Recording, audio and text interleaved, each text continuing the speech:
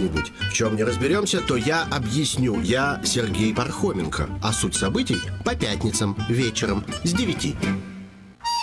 Конопольская. Итоги недели без Евгения Киселева. Вы что, ребята, вообще с ума сошли, что ли? Втроем собраться? Где Алексей Алексеевич Венедиктов? Я принимаю решение посадить их в один челн. Ну ладно, раз вы так решили. Матвей Гонопольский, Лицо России. и Алексей Нарышкин. Нарышкины как собак нерезанных. Евгений Киселев и Алексей Соломин. Замечательные ведущие. Люди ждут прямого эфира, зная, что вы ничего не сказали. Они вам верят, они вас любят. В воскресенье в 19:00 на Эхе Москвы.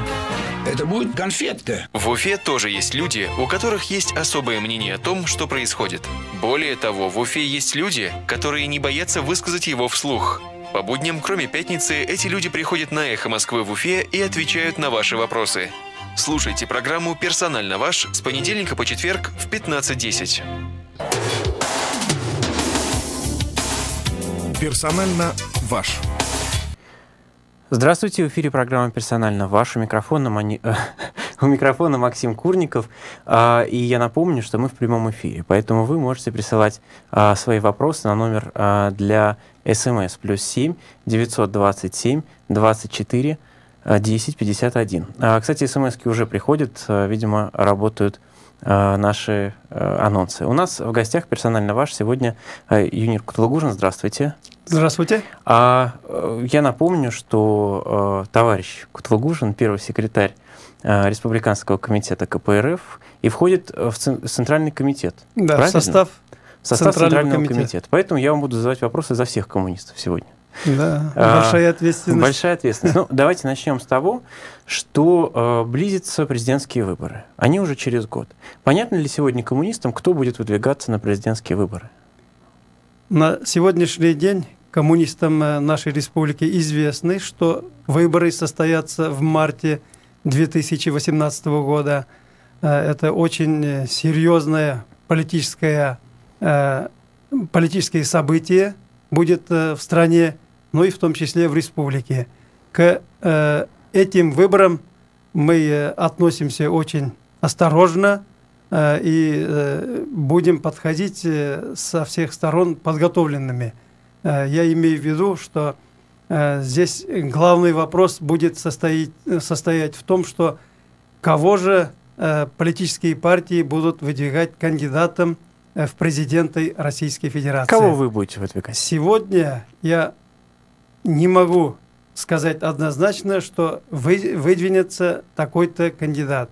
На сегодняшний день в составе нашей партии много достойных кандидатов, не только коммунисты, но и беспартийные. Поэтому мы на состоявшемся в конце мая месяца на 17-м съезде КПРФ подвели итоги за последние 4 года и поставили задачи перед собой на последующие 4 года. И какие итоги? Позитивные, негативные?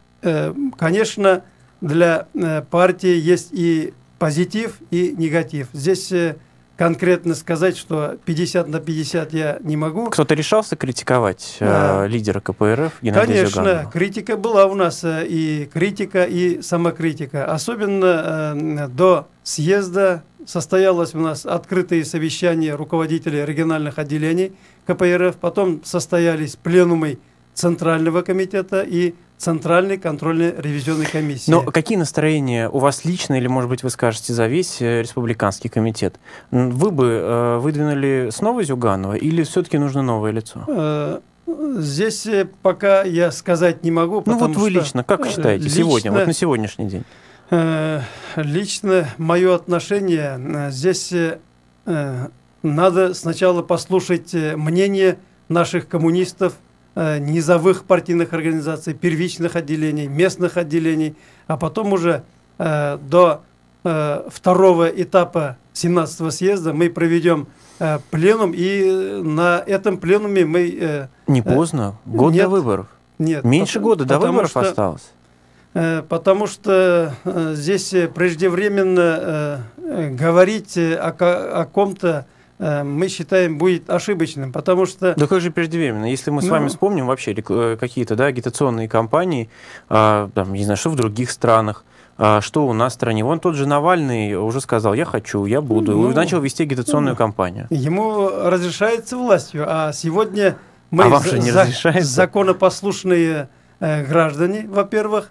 У каждого из нас есть политические взгляды, отношение к религии, по национальным политическим вопросам. У каждого человека своя позиция. Поэтому есть закон, когда уже указ будет президента Российской Федерации и постановление Совета Федерации, с этого момента мы уже можем говорить открыто. Поэтому... Вы можете до этого хотя бы определиться, кто пойдет. Просто я так понимаю, что какое-то есть, видимо, замешательство у коммунистов. То есть пока... Замешательств нет. Здесь однозначно были названы кандидатуры Зюганова, Мельникова, Кашина, Калашникова, Афонина. Из беспартийных Болдырев называется его фамилия. Успешный директор совхоза имени Ленина в Подмосковье Грудинина. Таких кандидатов мы имеем в виду. И из них, конечно, выберем самого достойного. Я ни в коем случае не хочу умалять чьих-то заслуг, но вы серьезно думаете, что руководитель какого-то там, хоть и большого крестьянского хозяйства, человек, который, в общем, может баллотироваться в президенты? Например, насчет директора совхоза Грудинина, я за ним уже сколько лет подряд наблюдаю, и он в таких же условиях кризиса сумел сохранить совхоз, и на сегодняшний день они большое внимание уделяют социальной сфере. На 1,5 миллиона он сумел построить современную школу, связанную с производством. И если взять хотя бы такой показатель, как среднемесячную зарплату работника, где составляет 70 тысяч, я такую зарплату не получаю. Так что... Я еще раз напомню, номер для СМС +7 927 304 1051. А как вы, если по-честному, если, может быть, даже на какой-то момент немножко закрыть глаза на партийную принадлежность, кого бы вы назвали сегодня главным противником Владимира Путина, главным оппозиционером в стране?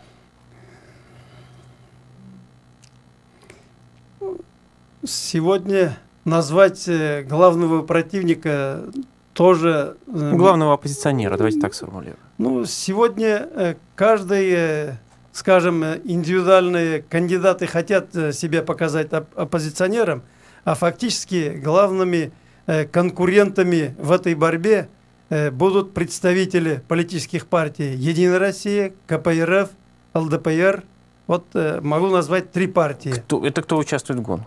Да. Кто персонально? Кто та личность сегодня, на ваш взгляд, которая главный оппозиционер в России на сегодняшний день, на 3 августа? Или 3 сегодня? Да, сегодня 3. Я сегодня не могу сказать, не готов, потому что за мной люди, коммунисты, сторонники. То есть это не Зюганов?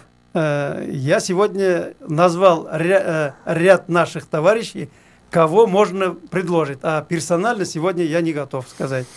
Хорошо. И даже Путин, Владимир Владимирович, в прямом эфире сказал, он еще не решился пойти кандидатом, поэтому и другие политические партии еще не переходят эту грань. А я, может быть, и не спрашиваю сегодня, кто готов баллотироваться, да, и тот же Путин действительно уходит от ответа, хотя, мне кажется, мало у кого есть сомнения, что он пойдет на эти выборы.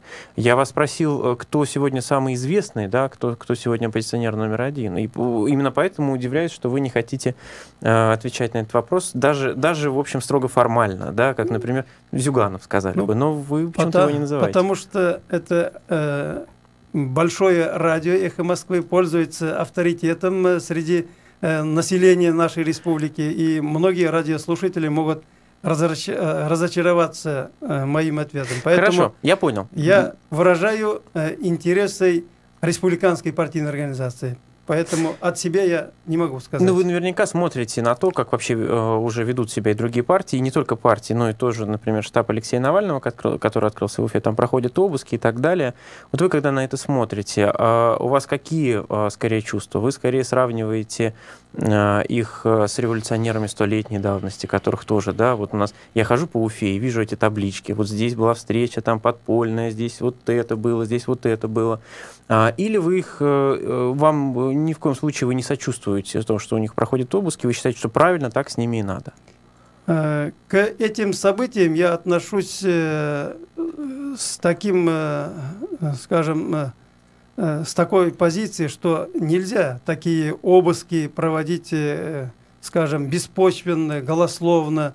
Я тоже вот, являясь первым секретарем Кугарчинского райкома партии, от КПРФ мы также в те 90-е годы оказывались в такой ситуации, когда не только обыски, там останавливали на любом месте автомашину, все там вытряхивали, и за каждым активистом от КПРФ были, скажем, слежки и в ночное время, и в дневное время, круглые сутки, короче говоря.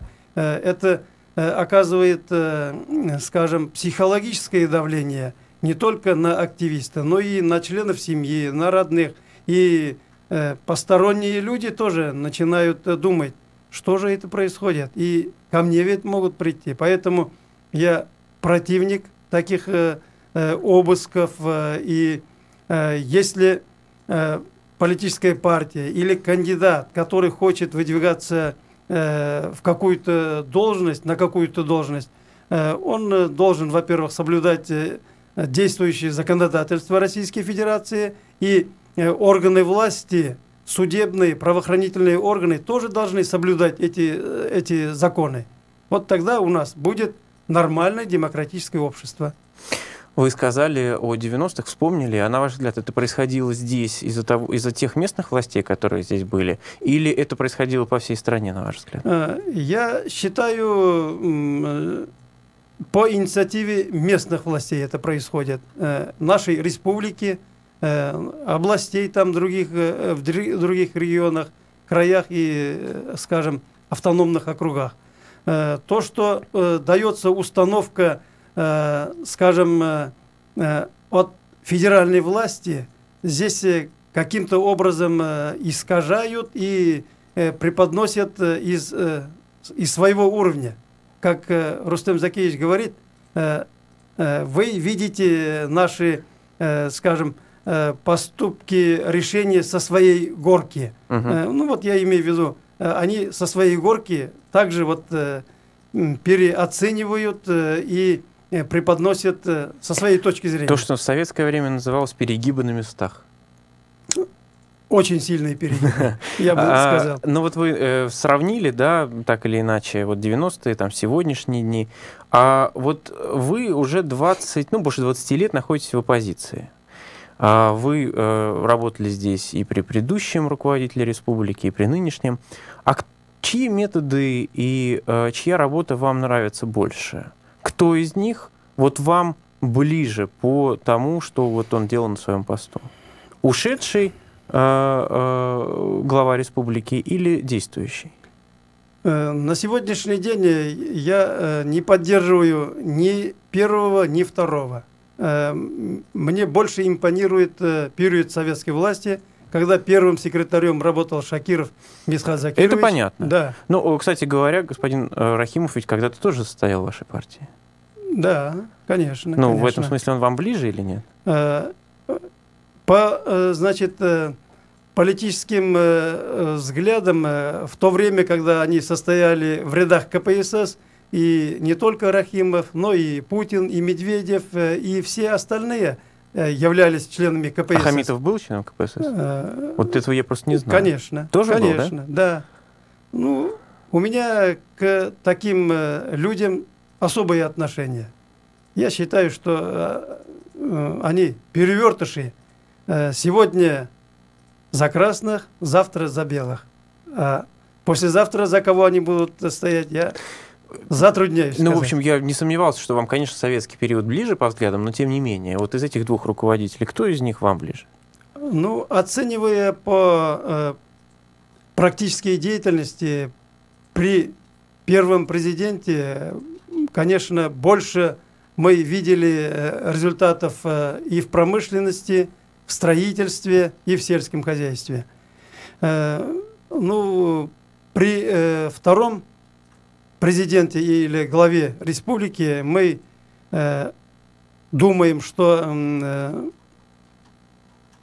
скажем, понижение этих показателей происходит из-за общего состояния Российской Федерации, но и в этих условиях регионы, скажем, другие, как соседи Татарстан, они ушли намного вперед по сравнению с нашей республикой. А почему, на ваш взгляд, у Татарстана получилось? Это какие-то кадровые решения или это просто больше политических рычагов у них было в руках? Здесь Последние 20 нужна лет. и политическая воля, и хозяйственная жилка, и нахождение, скажем, общего языка руководства республики с населением и политическими партиями. А вы как-то общаетесь с татарстанским отделением?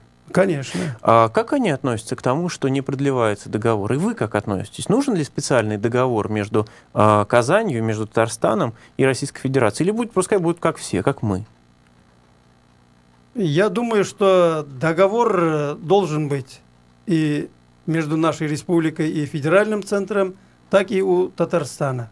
Потому что Российская Федерация, оно само название и сущность, в сущности имеется в виду, что на договорных началах это, скажем, суверенная республика. И по этому вопросу очень много, скажем, недоразумений. И на сегодняшний день вот этот суверенитет, самостоятельность нашей республики с каждым годом больше выхолащивается. Остается меньше, скажем, полномочий на местах. А здесь должно быть на равных и, конечно, согласно Конституции Российской Федерации и Республики Башкортостан. А по-вашему, в советское время, вот даже если мы не возьмем взаимоотношения Башкортостана, хотя, если хотите, можете их проанализировать, но даже союзных республик, там, таких как Казахстан, я не знаю, Украина, Белоруссия, да, тогда это называлось Белорусская ССР, на ваш взгляд, у них было больше свободы и полномочий от Москвы? Я сомневаюсь о том, что больше было свободы, потому что Союз, когда образовался на добровольных началах, имелось в виду одно, но в последующие годы, особенно когда пришел к власти Горбачев и со своей политикой перестройки, сущность, содержание Союза, скажем, были потеряны. То есть вы признаете, что в Советском Союзе Москва решала, там, скажем, практически все, да, но при этом сегодня считаете, что у регионов должна быть больше самостоятельности, да, по крайней мере, таких, как Башкортостан? Конечно, конечно. И сегодня вот состояние нашей страны я сравниваю вот с концом советской власти в нашей стране. Конец 80-х, то есть? Да. 85-й, 91-й годы. Что вас заставляет именно такие параллели проводить? Ну, потому что самые главные финансовые средства сколачиваются в руках федеральной власти, на местах остается меньше, и когда обсуждается вопрос социальной сферой нашей страны, в том числе и президент, это проблема регионов, отвечает. Вот это, я с этим То есть не вы, согласен. анализируя ситуацию, Да. Прогнозируете возможный бунт регионов?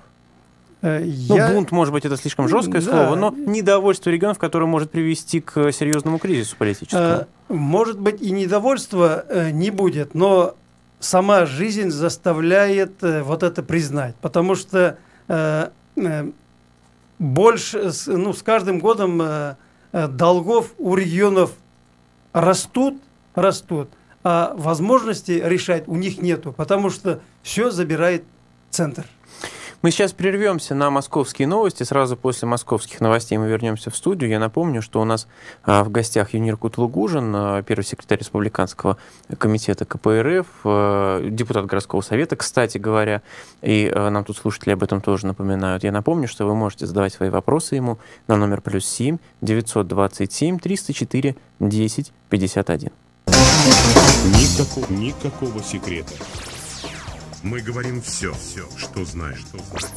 Радио «Эхо Москвы». Другие СМИ на радио «Эхо Москвы». Ежедневный обзор газет и журналов. Еженедельники в программе «Обложка». Телевидение в передачах «Телехранитель», «Человек из телевизора» и программное обеспечение. Главное из интернета в программе «Блок-аут». А каждый четверг – одна из тем исторического журнала «Дилетант».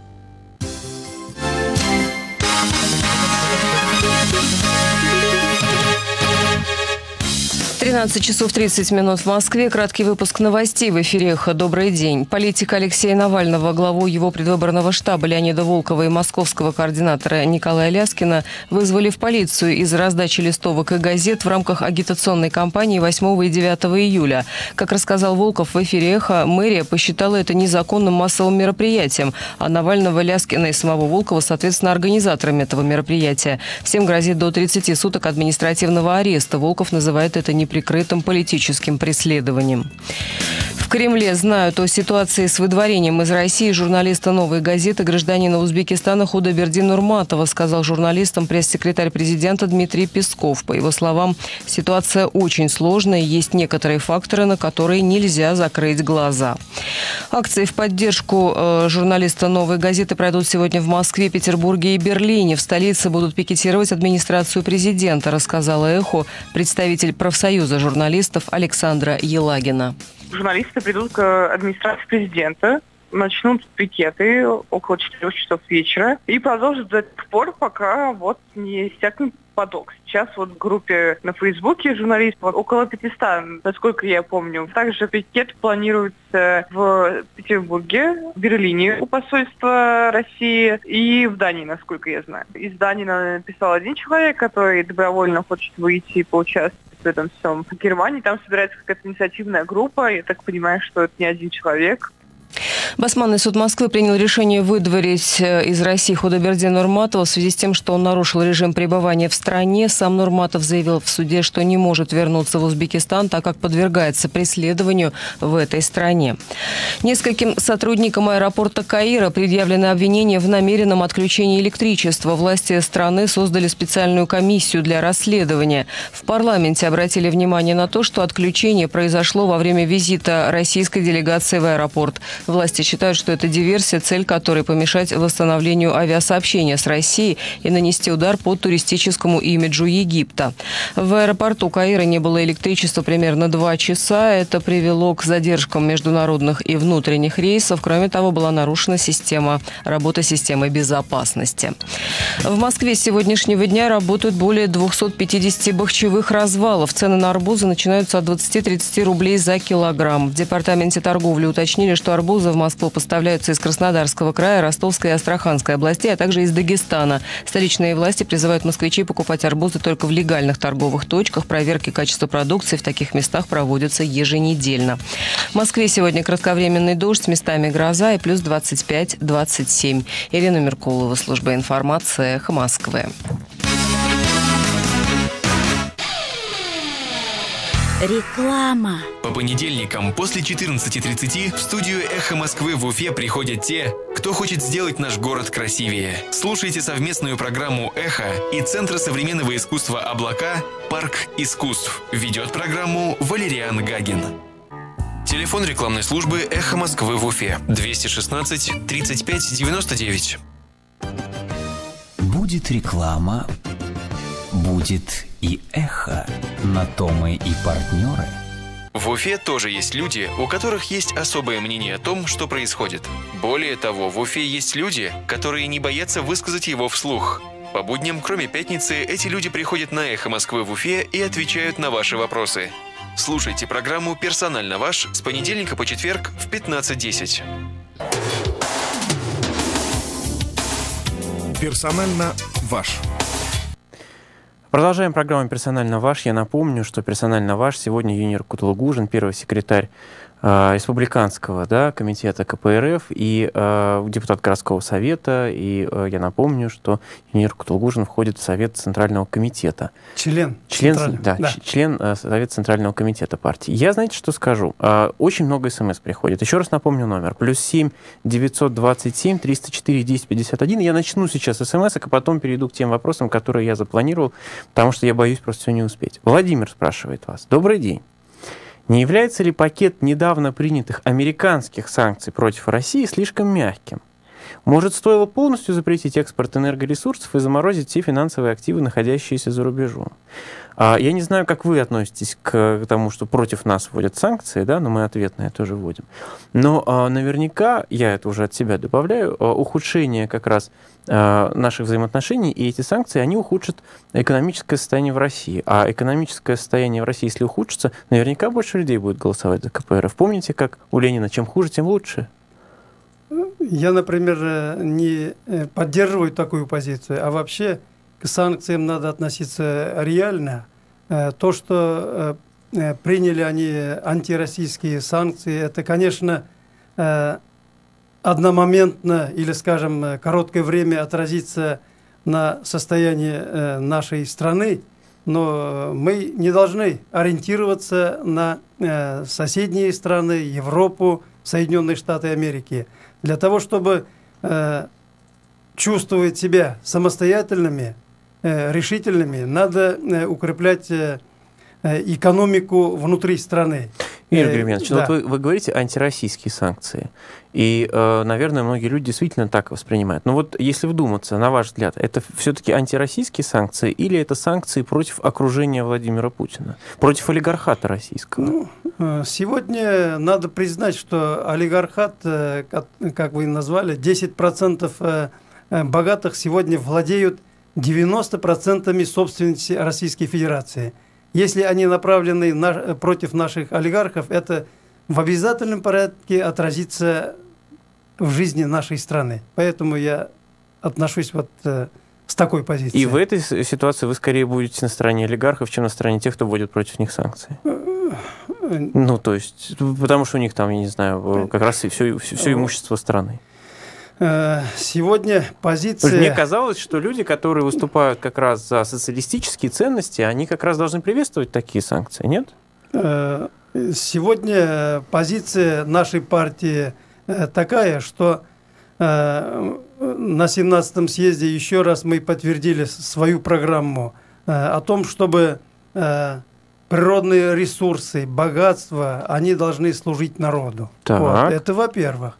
Во-вторых, установить государственный контроль за спиртоводочными и табачными санкции бьют не по ним. Санкции бьют по тем, кто как раз вот природными ресурсами владеет. Вот, во-первых, сегодня вот это наше богатство находится в частных руках.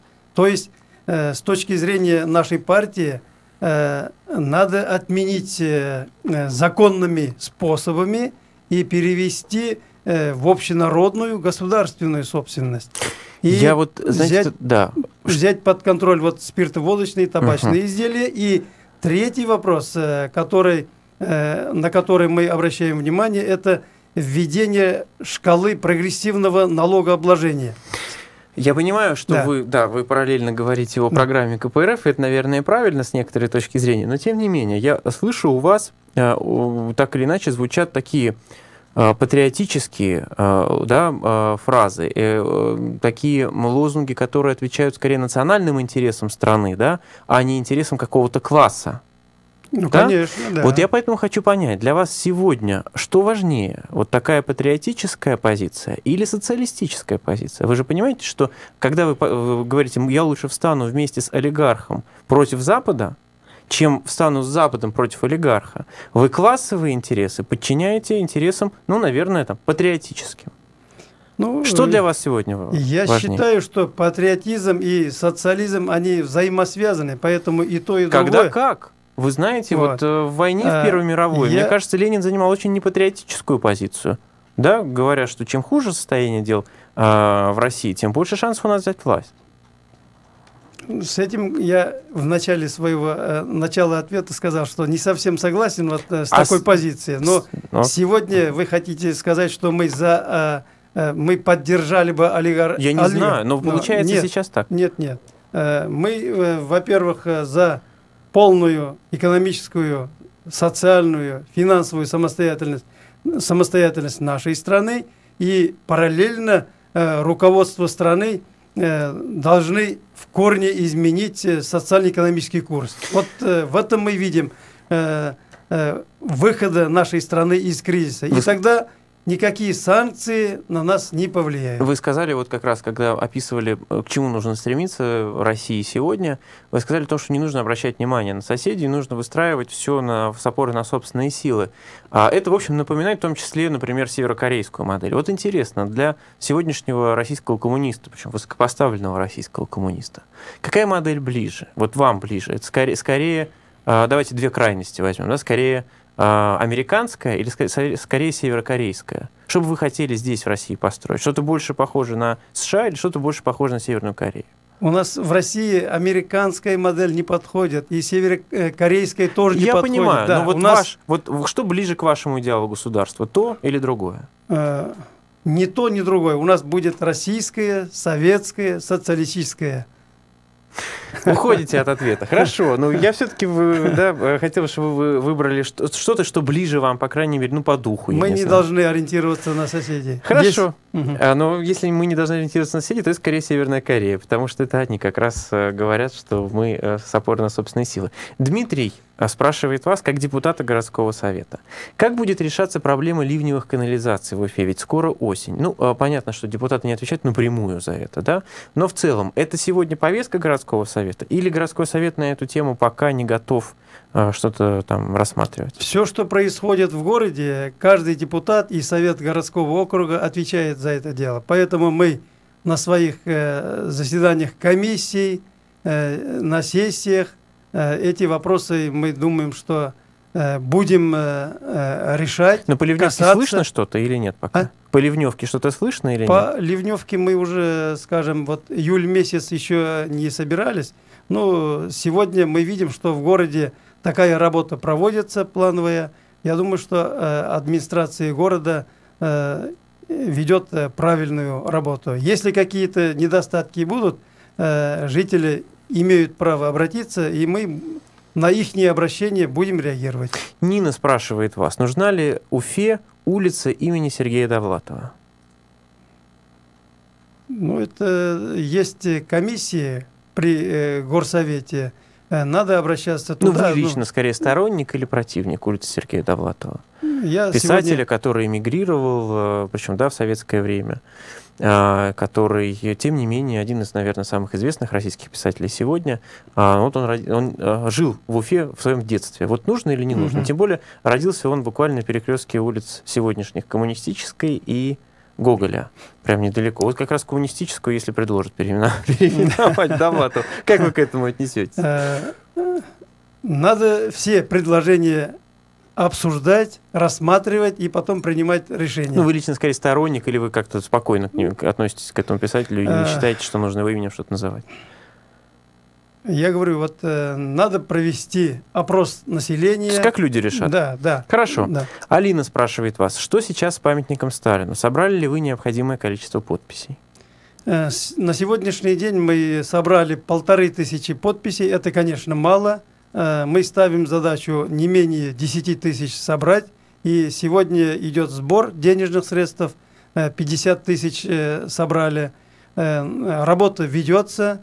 И мы сегодня встречались со скульптором. Будем готовить наши предложения, вот в каком месте и каким он должен выглядеть. В виде бюста, памятника.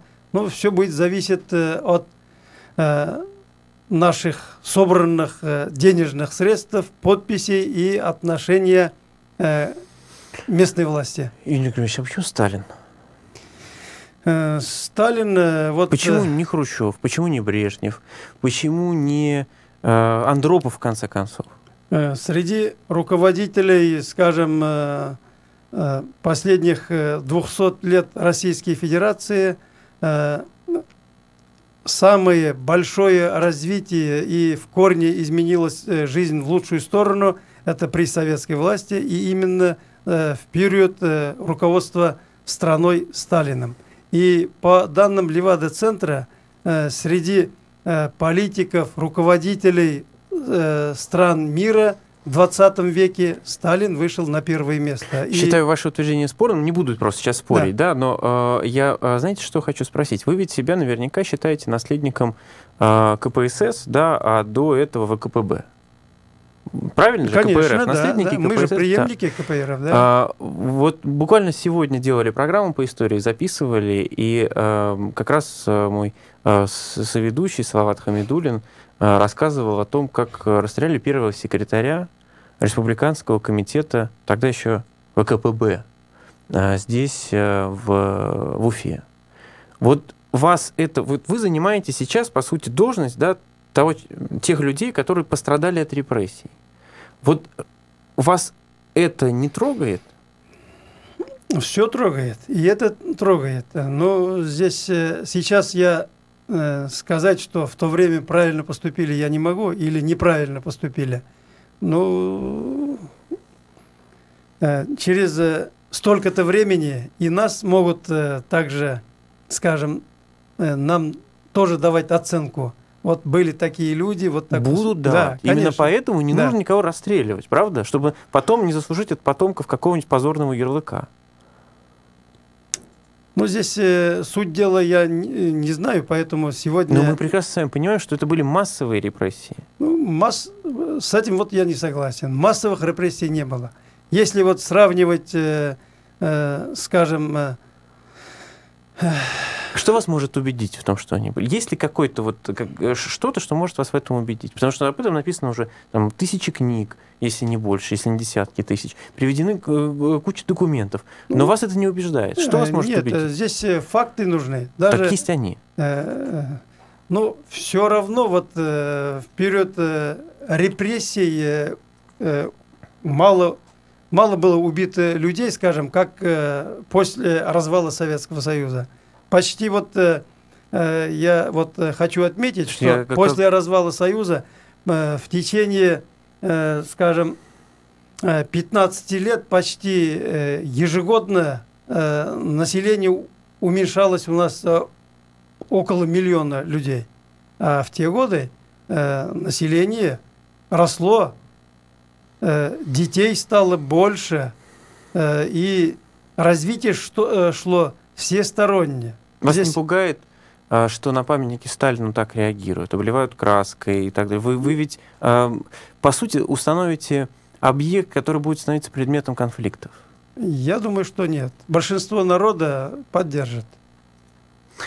Еще раз напомню, номер для СМС +7 927 304 1051. Вы знаете, как раз по этому поводу известный в Уфе блогер, предприниматель Дмитрий Агенсон написал пост, что для него было открытием, что вечный огонь, который стоит в Уфе, он посвящен только сторонникам красных, да, а не белых. Как вы считаете, через 100 лет нужно ли попробовать объединить все эти памятники?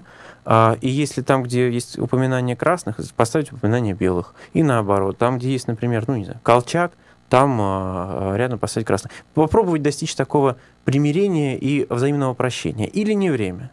Или вообще не стоит этого делать? Я думаю, что сегодня настало время как раз именно все конфликтные ситуации надо разрешать мирным путем, путем договоренности, путем убеждений.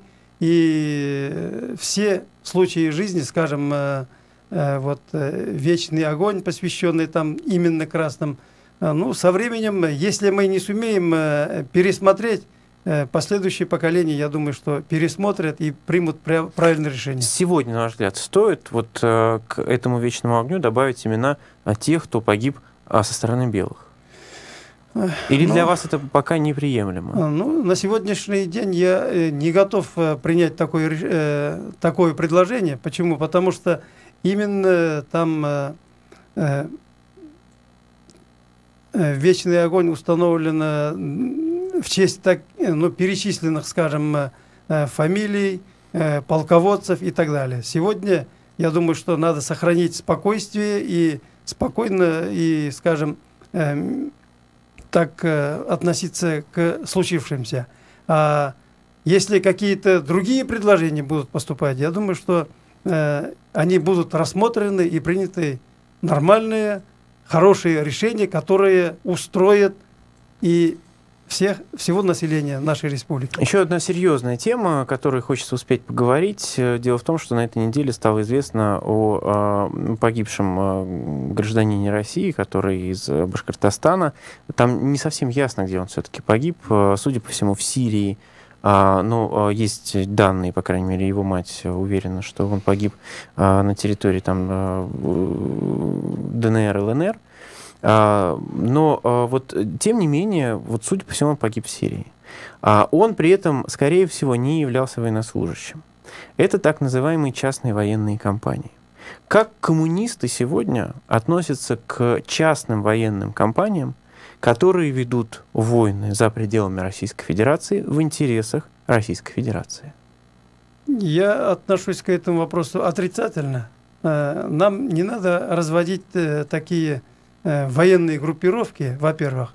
Они бы не были созданы, если бы у нас Госдума приняла соответствующий закон, чтобы частные люди не занимались вот той деятельностью, которая относится органам федеральной власти.